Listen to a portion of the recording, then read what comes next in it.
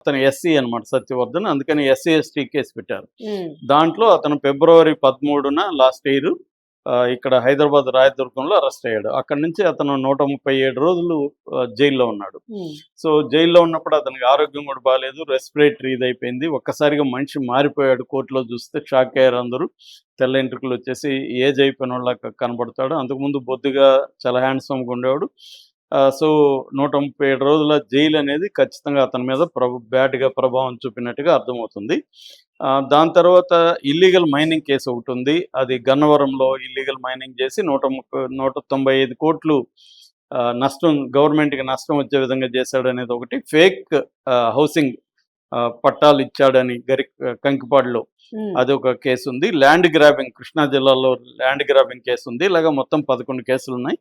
అన్నిట్లో బెయిల్ వచ్చేసింది. ఇప్పుడు కొత్తగా పెట్టిన సునీల్ అనే పెట్టిన కేసులో నోటీసులు ఇచ్చారు. దీంతో అజ్ఞాతంలోకి వెళ్ళిపోయాడు. అంటే ఈసారి అరెస్ట్ చేస్తే కొడతారేమో. ఈ మధ్య కాలంలో ఈ ప్రభుత్వం పోలీసుల మీద ఆరోపణలు వస్తున్నాయి. అంటే వీళ్ళని జైల్లో పెట్టినా జైల్లో వీళ్ళు హ్యాపీగా ఉంటున్నారు. అటు కాకుండా వీళ్ళని పట్టుకొని పోలీసుల దగ్గరే మంచి ట్రీట్మెంట్ ఇప్పించేయాలి, అంటే కొట్టాలి, అప్పుడు ఏమి చేసుకోలేరు వీళ్ళు అనేది గవర్నమెంట్ పాలసీ మారినట్టుగా కనబడుతుంది. అందువల్ల ఈ మధ్య కాలంలో చాలామంది మమ్మల్ని కొడుతున్నారని కోర్టుకి చెప్తున్నారు. కానీ కోర్టులు ఏమంటాయి, మందలు ఇస్తాయి, లేకపోతే దీని మీద చర్య తీసుకోమంటాయి. మళ్ళీ వాళ్ళే తీసుకోవాలిగా గవర్నమెంటే. కాబట్టి కోర్టు ఉత్తర్వులను కూడా ఎవడు ఇప్పుడు ఫాలో అవ్వట్లేదు. ఇప్పుడు ఇక్కడ రంగనాథ్ చూసాము, అనేక సార్లు హైకోర్టు పిలిస్తే కూడా రాలేదు. చివరికి అరెస్ట్ వారెంట్ ఇష్యూ చేస్తామని కోర్టు చెప్పే స్థాయికి అది వెళ్ళింది. అందువల్ల ఇప్పుడు గవర్నమెంట్లో పనిచేసే బ్యూరోక్రాట్స్ కావచ్చు, పోలీసులు కావచ్చు, వీళ్ళే కోర్టు మాట వినకపోతే ఇంకా కోర్టులకి వాల్యూ ఏముంటుంది? అది జరుగుతుంది ప్రజెంట్. సో ఈ సందర్భంలో అందుకని తను ఏంటంటే, ఇప్పుడు మనం అరెస్ట్ చేస్తే ఏమన్నా జరుగుతుందేమో అని చెప్పి భయపడి అజ్ఞాతంలోకి వెళ్ళిపోయాడని చెప్తున్నారు. అయితే అజ్ఞాతంలోకి ఎందుకు వెళ్ళాడంటే, చాలాసార్లు ఇదే జరుగుతుంది. వాళ్ళు పలుకుబడి ఉన్నోళ్ళు, రాజకీయ నాయకులు ఏదైనా కేసులో ఉన్నప్పుడు అజ్ఞాతంలోకి వెళ్ళిపోయి యాంటిసిపేటరీ బెయిల్ అప్లై చేసుకుంటారు. బెయిల్ వచ్చే వరకు వెయిట్ చేస్తుంటారు. బెయిల్ క్యాన్సిల్ అయినప్పుడు సరెండర్ అవుతారు వచ్చి. అలాగే ఇతను కూడా అజ్ఞాతంలోకి వెళ్ళాడు. నిన్న హైకోర్టులో anticipatory bail petition, lunch motion petition వేశాడు. అంటే అర్జెంటుగా దీన్ని విచారించమని. కానీ కోర్టు అర్జెంటుగా విచారించడానికి నిరాకరించింది. నిరాకరించినప్పుడు వీళ్ళ తరపున అడ్వకేట్ ఏంటంటే, ఇప్పుడు అర్జెంటుగా మీరు చేయకపోతే అరెస్ట్ చేస్తారు సార్ అని కోర్టుని అడిగారు.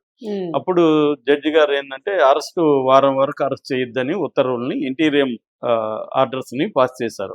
సో ఇది ఒక రకంగా లోకేష్ షాక్ అని చెప్పొచ్చు. ఎందుకంటే లోకేష్ ఇతనికి ట్రీట్మెంట్, యోగి ట్రీట్మెంట్ ఇవ్వాలనుకున్నాడు కాబట్టి కోర్టు అడ్డుపడింది. మరోవైపు ఇది వల్లభనేని వంశీకి ఊరటగా కూడా చెప్పుకోవచ్చు. ఎందుకంటే అతను ఇప్పుడు బయటకు వచ్చినా కూడా అతను అరెస్ట్ చేయరు, కోర్టు చెప్పింది కాబట్టి. ఇంకా నెక్స్ట్ వీక్ విచారణ ఉంది. నెక్స్ట్ వీక్ ఇంకా సంక్రాంతి హాలిడేస్ వస్తాయి. వెకేషన్ బెంచి చూస్తుంది అని చెప్పారు. So vacation bench next week దీని మీద విచారణ జరపచ్చు. అప్పుడు కానీ యాంటిసిపేటరీ బెయిల్ కానీ ఇస్తే ఇతను సేవ్ అవుతాడు. ఇక బెయిల్ లేదంటే మాత్రం ఇతనికి కష్టమే, మళ్ళీ అరెస్ట్ అయితే చేస్తారు. ఇవాళ అజ్ఞాతంలోకి వెళ్ళి తప్పించుకోవడం అనేది ఇవాళ కష్టం. అందులో ఒక పాపులర్ రాజకీయ నాయకుడు, ఏముంది, పాస్పోర్ట్ లుకౌట్ నోటీసులు జారీ చేస్తే ఎయిర్పోర్ట్ లోనే ఆపేస్తారు అతన్ని. కాబట్టి గతంలో కూడా లుకౌట్ నోటీసులు జారీ చేసిన సందర్భాలు ఉన్నాయి. ఈవెన్ కొడాలి నాని మీద కూడా చేశారు. కాకపోతే కొడాలి నానికి హార్ట్ ప్రాబ్లం ఉంది. ఆయన బైపాస్ సర్జరీ ముంబైలో చేసుకుని వచ్చాడు కాబట్టి అతన్ని కొద్ది రోజులు వదిలిపెడుతున్నారు. ఇప్పుడు చేస్తే అతనికి సింపతి వచ్చే అవకాశం ఉందని చెప్పి. సో ఆ రకంగా ఇప్పుడు వల్లభనేని వంశీ అయితే తప్పించుకునే పరిస్థితి ఎంత మాత్రం ఉంటుందని చూడాలి. ఏముంది, ఇప్పుడు ఈ కేసులో బెయిల్ వస్తే ఇంకొక కేసు పెడతారు. కాబట్టి ఇదంతా ఏంటంటే ఎత్తులు పై ఎత్తులేసి పోరాడుకుంటా ఉండడమే. ఇప్పటికి 2 years అయింది. ఇంకా 3 years ఉంది. కాబట్టి 3 years లో వాళ్ళు అనుకుంటే, అదేదో రాజు అనుకుంటే దెబ్బలు కొదవన్నట్టుగా గవర్నమెంట్ అనుకుంటే కేసులకు కొదవేం లేదు. కాబట్టి ఏం జరుగుతుందో చూడాలి.